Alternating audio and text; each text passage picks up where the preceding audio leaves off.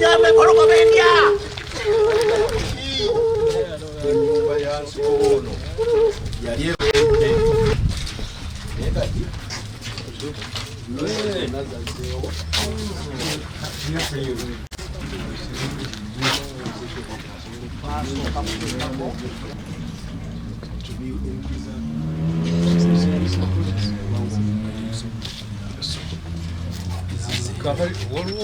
Waliwo amanyi nti Bujjabukula bwe yasooka okuzimbibwa tulina ekifaananyi kyonna tumanyi omwaka ki yali ya 1815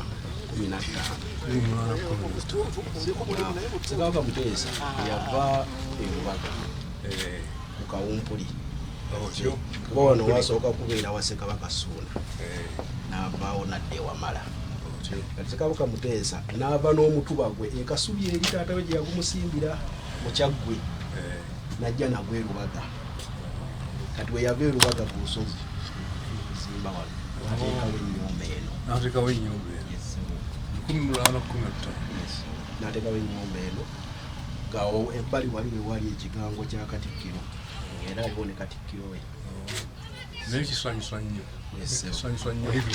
kati ebizizi ennyumba eno bwe tugiddamu ebizizi ebyo tebyatuukako wansi tetwabikkiriza kugwa